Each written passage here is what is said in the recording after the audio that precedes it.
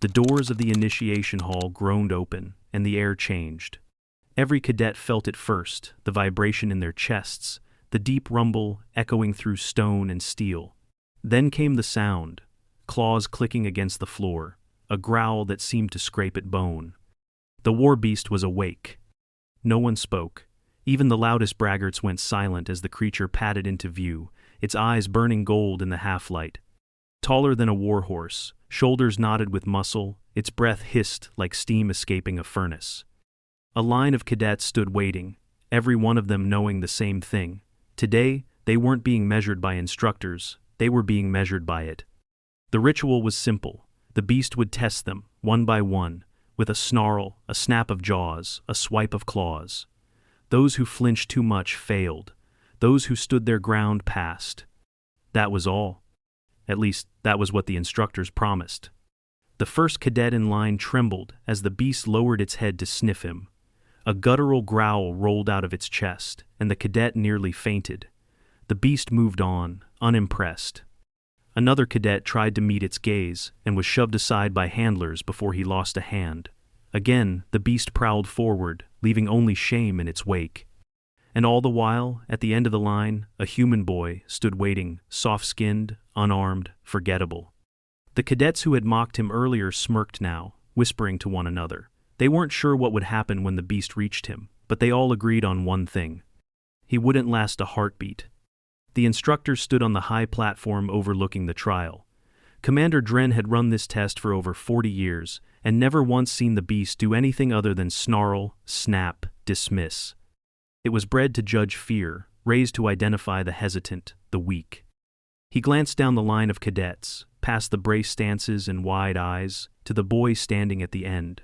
Small, pale, a visible scar, curved from the back of his jaw to the top of his neck, surgical, but old, not hidden. No attempt at cosmetic correction. Dren squinted. Is that the Earthborn?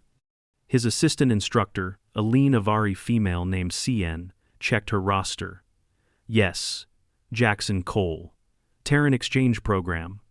You cleared him for this? He didn't object. Of course he hadn't. Earthborn never did.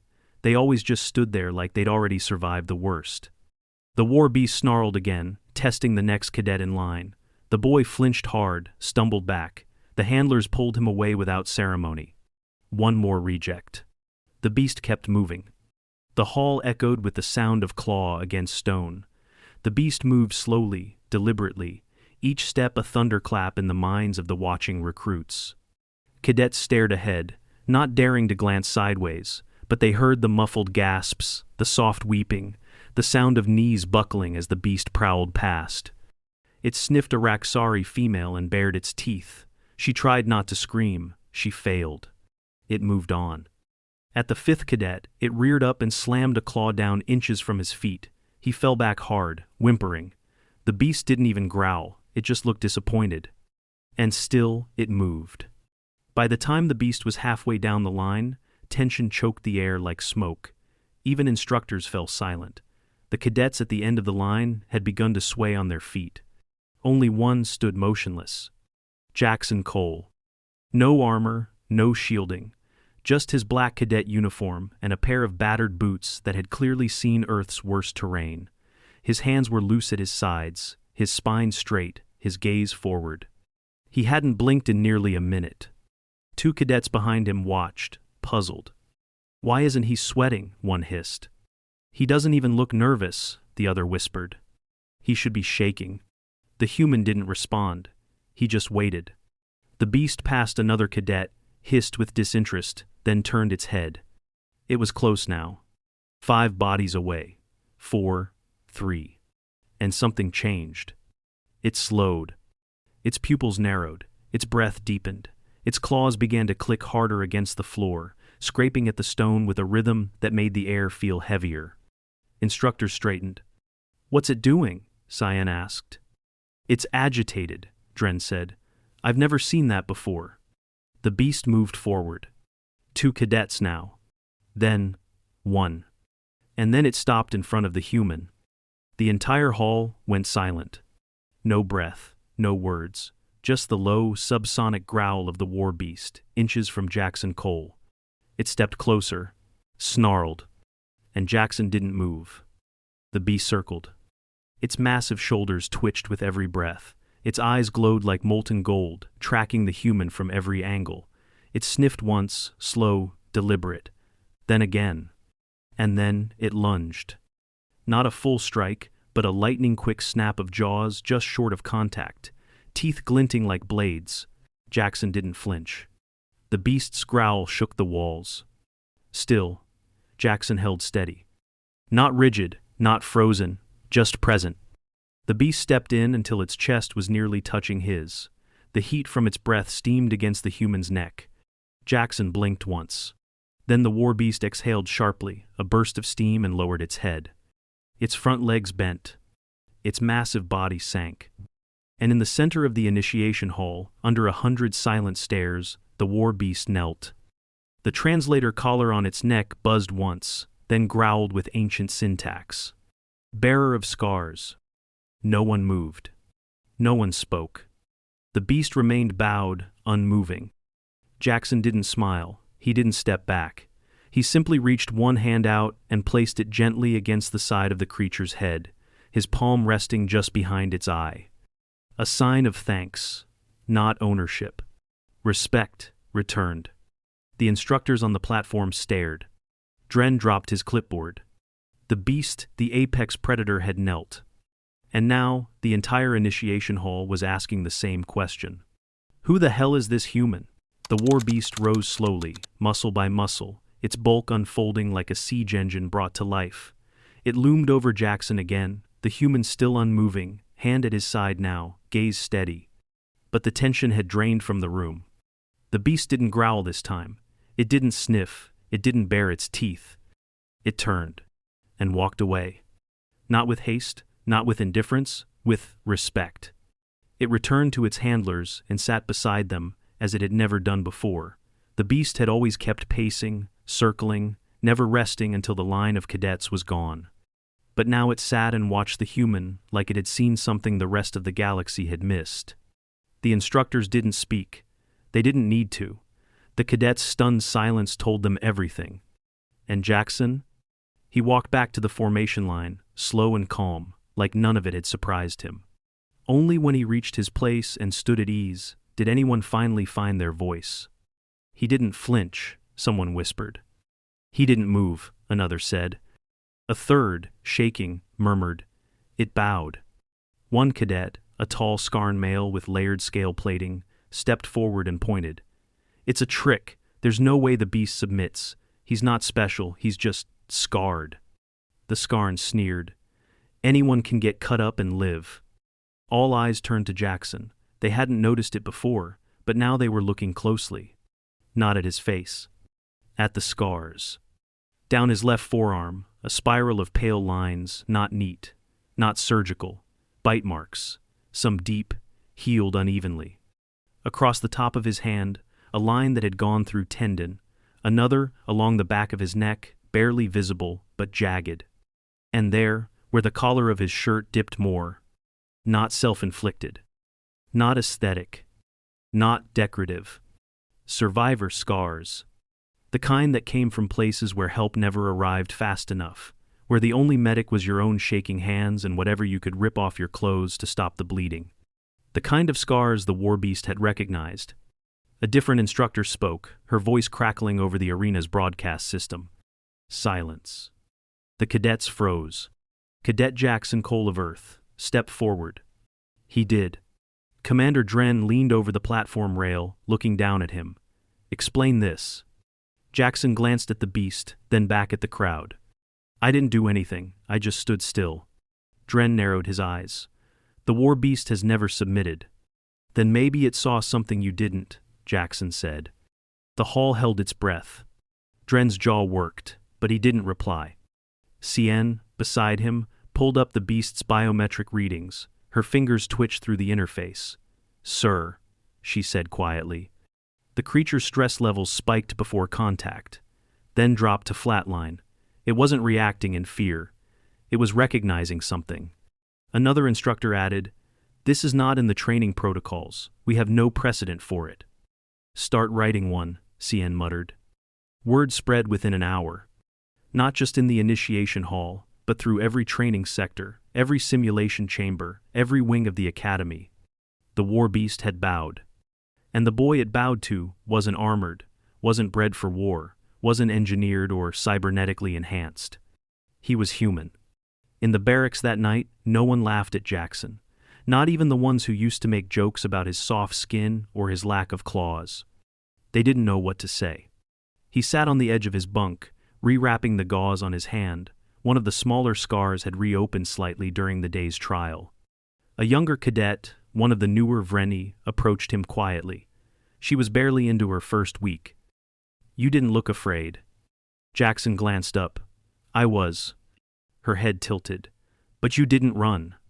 That's not the same thing. She nodded, trying to understand. Why did it kneel? He tightened the bandage around his palm. Because I've met things like it before. Just smaller. And meaner. You didn't fight them? No. And then how did you survive? Jackson looked up at her. I didn't die. She didn't ask any more questions. The next morning, the instructors called a full assembly. Commander Dren stood at the front, hands behind his back, posture rigid. He didn't look pleased. But he didn't look angry either. Just unsettled. This academy was built to train cadets from every known biome, from every registered species. It was designed to test resolve, not through combat, but through endurance. He gestured to a projection above him, footage from the initiation hall, the beast approaching, the kneel. The freeze frame of the words, bearer of scars. Until yesterday, Dren continued, no cadet had ever drawn submission from the war beast. The room remained silent. No protocol exists for this scenario, no ranking, no commendation. What happened was not anticipated. He paused. But it was witnessed. And it will be recorded. CN stepped forward, holding a new datapad. As of this cycle, Earthborn cadets will be flagged with a revised notation, psychologically non-standard under traditional fear metrics. She looked directly at Jackson. That's not meant as an insult. He shrugged. Didn't sound like one. Dren took over again. As a result, Cadet Jackson Cole will face one additional trial. A few cadets gasped. Someone whispered, another one? Why? Dren's gaze hardened. To verify the war beast's judgment. Jackson didn't blink. When? Tomorrow. The room buzzed with unease. One cadet muttered, what more could they throw at him? Another, watching Jackson's unreadable face, answered quietly, whatever it island, he'll survive it. And from the shadows of the hall, still unseen by most, the war beast watched, uncaged, waiting. The next morning, the training dome had changed. It no longer resembled a simulation chamber. The ceiling had retracted, exposing the steel sky and letting cold winds sweep through. The instructors had stripped the environment down to its harshest elements, a cracked, uneven terrain, soaked in freezing mist, flanked by artificial cliffs that radiated heat on one side and cold on the other. It was a calibration nightmare, which was exactly the point. This wasn't a test of tactics or brute strength. It was designed to break something else entirely. Jackson stood at the edge of the dome, wearing the same black cadet uniform from the initiation. No armor, no thermal padding, no chemical shielding. Just the same half-worn boots and light jacket zipped to his throat. Across from him, alien cadets were suiting up. Reka, a saurian with heat-sensitive scales, locked her neckplate into place. Next to her, Toller, a quadrupedal trooper from the Thaxan homeworld, adjusted the intake vents on his toxin-rated respirator. Even the instructors wore safety badges keyed to alert if the atmospheric balance drifted out of breathable tolerance. Jackson did not. He exhaled once, rubbed his scarred hand over his face, and stepped forward. Commander Dren's voice rang out from the observation platform. This trial is voluntary. You may withdraw at any time. Doing so will not impact your academic standing. He didn't even pause to see if anyone stepped back. Then, begin. The terrain shifted instantly. The ground beneath their feet dropped 5 degrees in seconds. A freezing wind snapped across the field. On the far side, vents activated, blowing furnace-hot air that shimmered the horizon and warped the terrain. Searing heat to one side, freezing air to the other. A constant pull between extremes. And in between, the cadets were tasked with crossing through a series of gates, timed to random intervals. Miss 1, you restart the section. Miss 2, you forfeit. Reika moved first, low and fast, her suit dispersing heat in quick pulses. Toller thundered after her, his weight stabilizing him as the temperature rocked. 2 others followed. Jackson walked. Not quickly, not dramatically. He just walked. Through the first gate, into a blast of icy air that would have locked most cadets' joints in under a minute. His teeth gritted. His left knee buckled for a heartbeat, the old injury, but he didn't fall. He pressed his hand against his thigh once, muttered, "Come on," and kept moving. One cadet behind him dropped to a knee. The chill had reached their exposed lower leg. Instructors flagged an assist drone to pull them clear. Vitals dropping. Initiate extraction. By the third gate, acid mist had entered the field. It was synthetic, weak enough not to scar, but strong enough to burn if inhaled unfiltered. Cadets' suits hissed and sealed. Jackson had no such defense. He covered his mouth with one arm, kept his head low, and moved faster. The mist bit into his exposed hand. He flinched but didn't stop. One of the monitoring medics leaned toward the readout, frowning. Human subject, displaying elevated cortisol and surface inflammation. He should fall back. Dr. Harrow, stationed beside the monitors, said nothing. The war beast, sitting behind the glass, growled once low and even. And still, Jackson moved forward. At the 6th gate, the terrain trembled. Gravity surged. Toller staggered sideways, his massive body crashing into the ground. He struggled to rise, groaning as his spine plates ground against the compacted dirt. Jackson stumbled too, the force spiked above Earth normal, and his body, already drained by cold, heat, and inhalation strain, resisted. He collapsed to his hands and knees, panting. His left wrist shook. Every breath came shallow. He turned his head and vomited once into the dirt, wiped his mouth, and forced himself upright. The display above the arena flashed. Human vitals. Elevated. Fatigue critical. Then, blinking underneath. Withdrawal suggested. Jackson stared at the message, sweat freezing at the edges of his brows. He held up one middle finger to the monitor. And kept walking. At Gate 10, swarm stingers were released. Small, fast, programmed to identify heat signatures and deliver microshocks. Non-lethal, but disorienting. Reika's suit handled them with ease. She activated her deflection field and moved smoothly. Toller, limping now, swatted them away with mechanical claws. Jackson stood still as the first wave struck. The stingers latched to his sleeves, sparked. One caught his neck, he grimaced and slapped it away. Another struck his left side, digging into the fabric. He yanked it out with his bare hand, leaving a fresh welt. "Damn things sting worse than hornets," he muttered. He shook his shoulders, drew a breath, and charged forward, batting them aside with both arms like someone fighting off smoke. By the time he crossed the next marker, his right forearm was bleeding. But he smiled. Outside the arena, cadets watched from behind reinforced glass. Most had gone silent an hour ago. Even the ones who'd once mocked him. No one laughed now. Every step the human took left more blood in the dirt. Every stumble was followed by recovery. And the war beast had not looked away once. It sat pressed against the glass wall, eyes locked on the figure staggering through its trial, not out of sympathy, but out of recognition. Final gate. The air pressure dropped.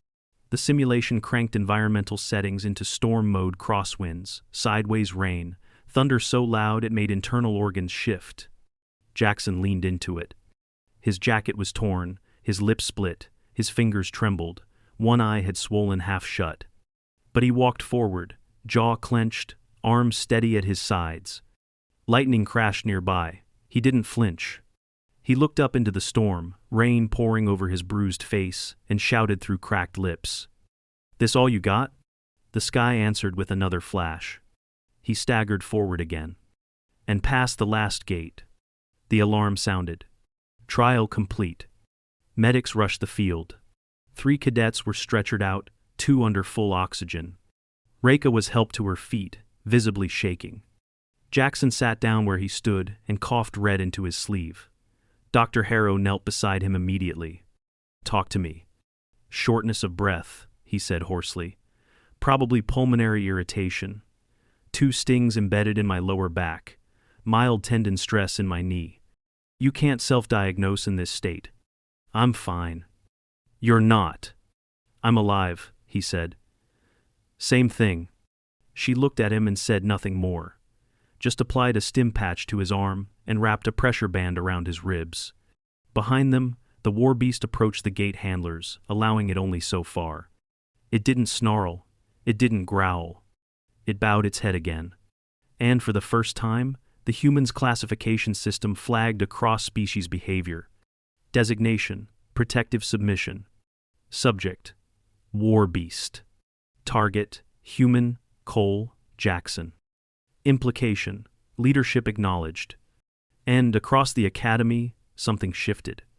Because the war beast, bred to judge the worthy by fear, had just chosen its alpha. And its alpha bled like any man but didn't stop walking. Jackson wasn't cleared for training for 4 days. Dr. Harrow had overruled every instructor who tried to wave off the injuries as non-critical. She had treated his chest bruising, flushed the acidic stinger wounds, administered antibiotics to preempt the risk of airborne pathogen exposure from the simulation. The fatigue markers in his blood work were severe enough that any other cadet would have been put on bed rest for a week. Jackson lasted 36 hours before trying to sneak out of the infirmary. Harrow caught him as he reached for his boots. "You haven't healed," she said, arms crossed. He looked up, one hand still inside the boot's heel.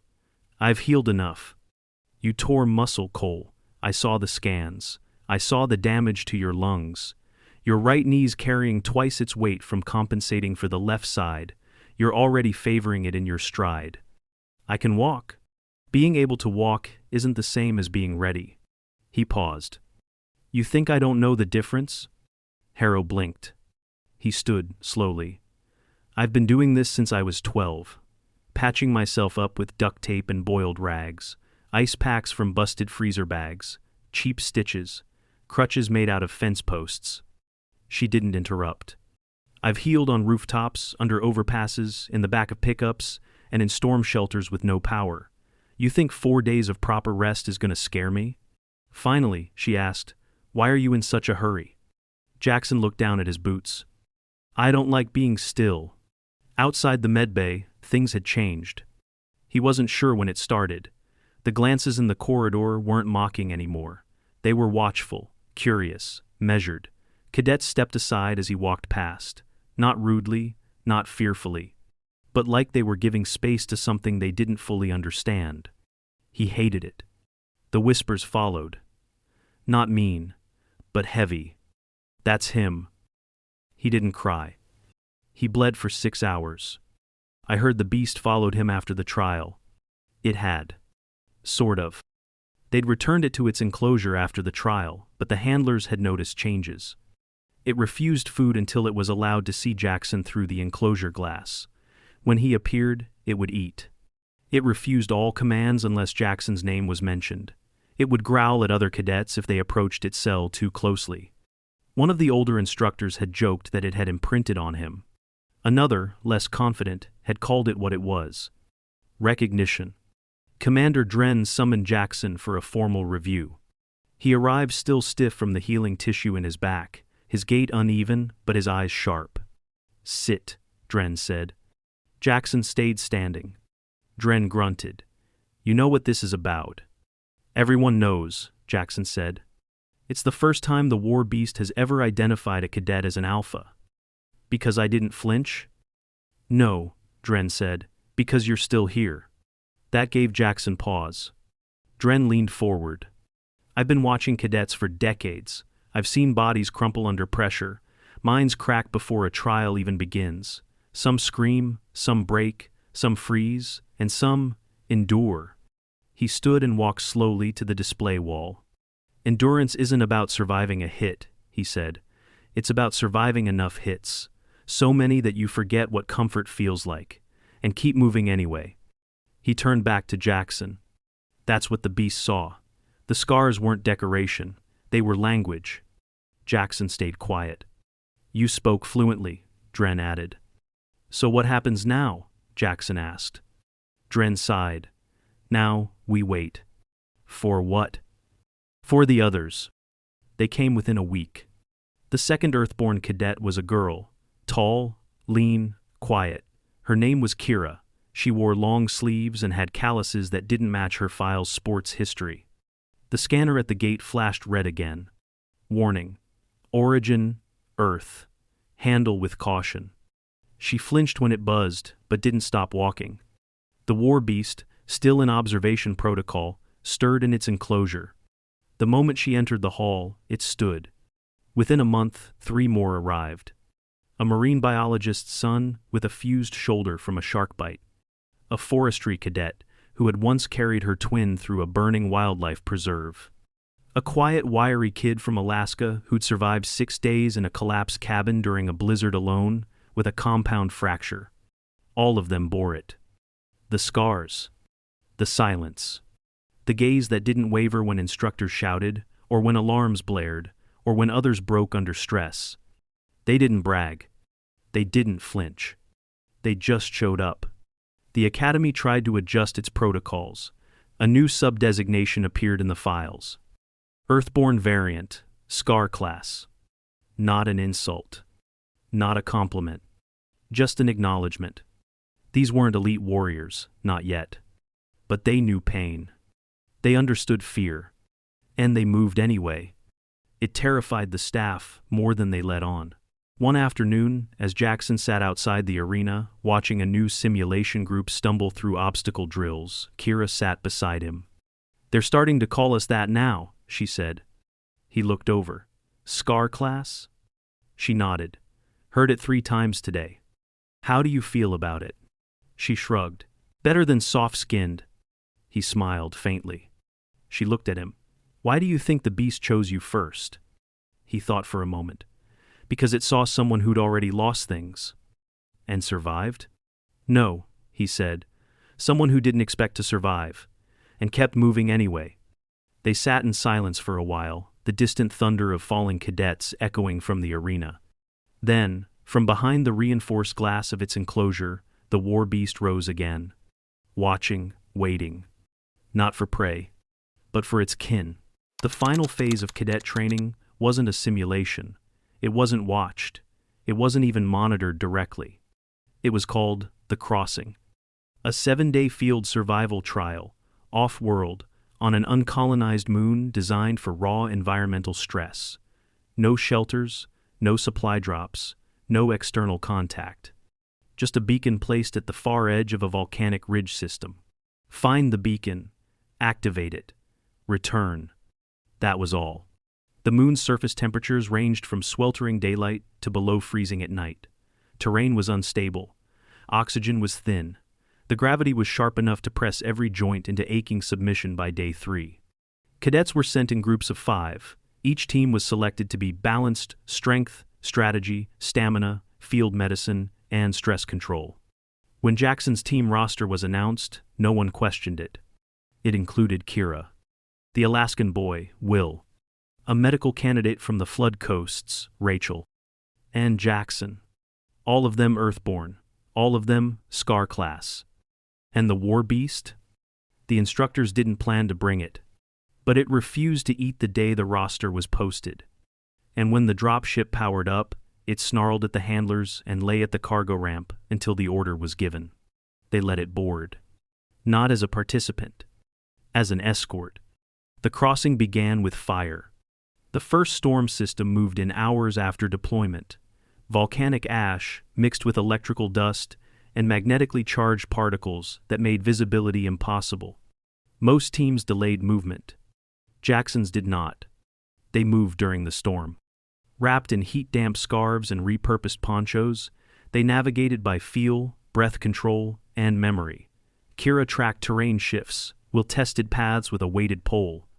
Rachel monitored hydration and symptoms. Jackson kept the pace. The war beast walked behind them, silent, watching. By day 3, another team had activated emergency evac protocols, heat exhaustion, and a leg injury from a sinkhole fall. By day 4, 3 more had lost members. One was found hypoxic, another concussed. Jackson's team still moved. Not fast, not without pain, but they moved. And that was the point. On day 5, Will collapsed. Not dramatically, just a quiet stumble and a sharp inhale. Jackson was beside him before he hit the ground. "Talk to me." "Left ankle. Might be a tendon." Will gritted out. Jackson helped him sit, unlaced the boot, and palpated the joint. The tissue was swollen, slight discoloration. Nothing snapped. "Not ruptured," Jackson muttered. "Ligament strain." He looked at Rachel. She nodded. "Wrap and compress." "But he can't carry weight." Jackson stood, took Will's pack, slung it over his own. "Let's go." "I can limp," Will said, trying to stand. "You don't need to. I'm not going to slow the team." "You won't," Jackson replied, "because we won't leave you behind." Will didn't argue again. Kira adjusted formation. Rachel supported Will from the right. Jackson led the way. Behind them, the war beast growled softly, a sound like distant thunder. Not anger. Approval. By day 6, blisters cracked on Jackson's feet. His knee had swollen again, and he moved with a limp. Kira had torn skin along her fingers from constant climbing. Rachel's lips were split from dehydration, and Will's ankle had swollen visibly through the wrap. No one said a word about it. The final ridge loomed ahead, a jagged slope, sharp with obsidian shards and uneven footing. And, at the top, the beacon. One final climb. "Go around?" Rachel suggested. "No time," Kira said. "Storm walls forming again." Jackson looked at Will. "Can you climb if we boost you?" Will shook his head. "Only with support." "I've got him," Rachel said. They nodded, then looked at Jackson. He didn't hesitate. He began the climb. The shards bit into his palms, one sliced his thigh. The incline forced pressure onto his bad knee. He groaned once but didn't stop. Halfway up, his left hand slipped, his weight shifted. The old wrist injury screamed, and he nearly fell. The war beast moved. It surged up the slope beside him, claws digging into stone like it was sand, and stopped just below his position. Jackson grabbed the thick fur at its shoulder, steadied himself, and climbed the final meters. The beacon lit under his hand. Transmission sent. Trial complete. They didn't collapse at the top. They stood. 5 Earthborn cadets. And 1 war beast at their side. The return was slow, quiet. When the dropship found them, Rachel had bandaged everyone's feet, and Kira had tied strips of her own uniform around Jackson's arm to keep it elevated. The war beast walked up the ramp beside them and lay at their feet. Not once did it challenge command. It followed them. Back at the academy, something had shifted. The instructors didn't announce winners.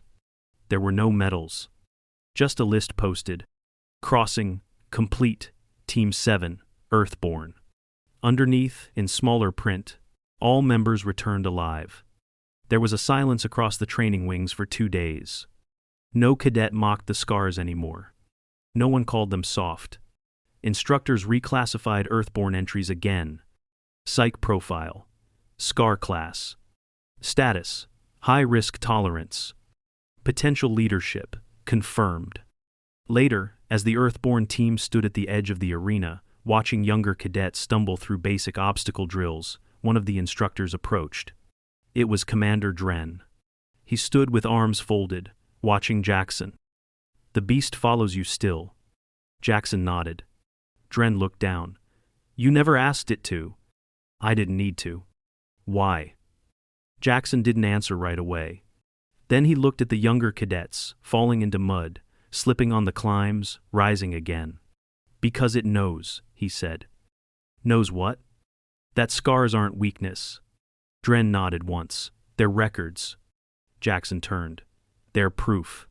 He stepped forward. The beast followed. And the galaxy finally understood what it meant when it whispered, "Bearer of scars. Not broken." not fragile, but forged.